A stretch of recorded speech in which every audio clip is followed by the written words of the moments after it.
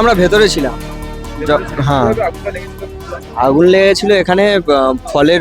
ফলের পেটি ছিল। এবার কিভাবে আগুন লেগে গেছে জানি না, আমরা ভেতরে ছিলাম, আমরা বলতে পারছি না কিভাবে আগুন লেগে গেছে।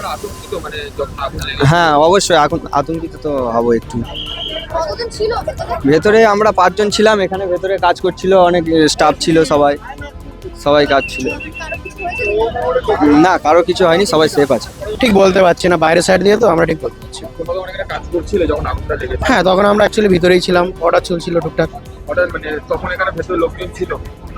ঠিক খুব এক দুটো টেবিল ছিল, বেশি ছিল না, সেরকম খালিই ছিল। আগুন ওইভাবে সময় বলা যাবে না।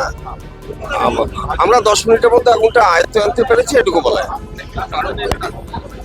কি কারণে রান্না করছিল, তারপরে কি হয়েছে সেটা আর বলা এই মুহূর্তে যাচ্ছে না, আমরা তদন্ত করে বলতে পারবো পুরোপুরি।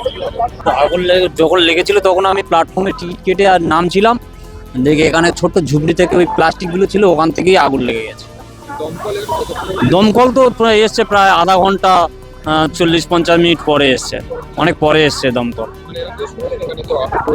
না, আহত হয়নি, কেউ আহত হয়নি, কেউ হতাহত হয়নি, তবে আগুনটা লেগেছে খুব জোরালো ভাবে আগুনটা লেগে গেছে এখানে। আমি অনেকটা ভয়ের মধ্যে ছিলাম, এখান থেকে আমি অনেকটা দূর পালিয়েও গিয়েছিলাম, এখান থেকে অনেকটা দূর চলে গিয়েছিলাম।